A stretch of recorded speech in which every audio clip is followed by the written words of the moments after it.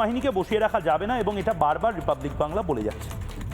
কিন্তু তৃণমূল কংগ্রেস যে ভয়ের রাজনীতিটা করছে এবং এটা যে সত্যিই জনমানসে প্রভাব ফেলছে, এটা অমিত শাহও বুঝেছেন, এটা বিজেপির কেন্দ্রীয় নেতৃত্বরাও বুঝেছে এবং এটা শুধুমাত্র বিজেপির কর্মী কার্যকর্তা যাদেরকে বিজেপি বলে তাদের মধ্যে এই বার্তা দিয়ে দেওয়ার যে প্র্যাকটিস সেটাতে অমিত শাহ সীমাবদ্ধ রাখেননি এই বিষয়টাকে।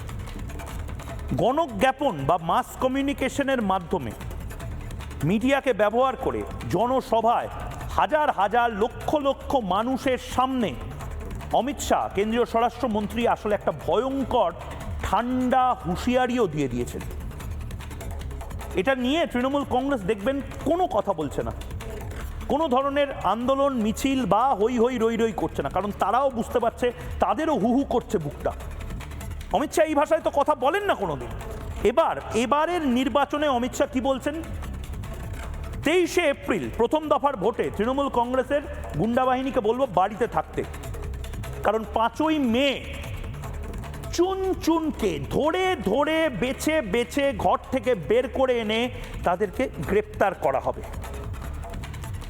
খুব ঠান্ডা গলায় কেন্দ্রীয় স্বরাষ্ট্রমন্ত্রী অমিত শাহ যে কথাটা বলেছেন, আসলে সেটা অনেকের জন্য বৃষ্টি ফোটার মতন স্বস্তিদায়ক।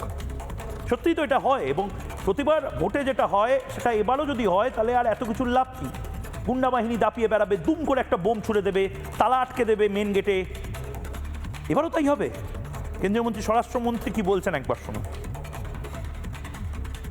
अभी अभी मैं दीदी का एक भाषण सुन रहा था, वो यहां के बहुमत समाज को डरा रही थी, अगर टीएमसी नहीं होगी तो बहुमत समाज का अस्तित्व नहीं होगा।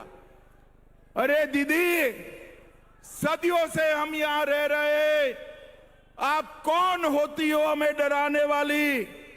आपके शासन में मुर्शिदाबाद में दंगे हुए, आप कहां गई थी? आपके शासन में रामनवमी पर हमला हुआ, आप कहां गई थी? आपके शासन में सरस्वती पूजा पर रोक लगी, आप कहां गई थी? ये दीदी से डरने की जरूरत नहीं है।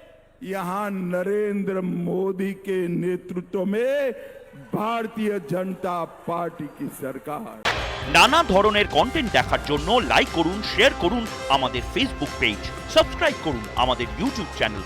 পাশাপাশি অন্যান্য ব্রেকিং নিউজের জন্য অবশ্যই চোখ রাখুন রিপাবলিক বাংলায়।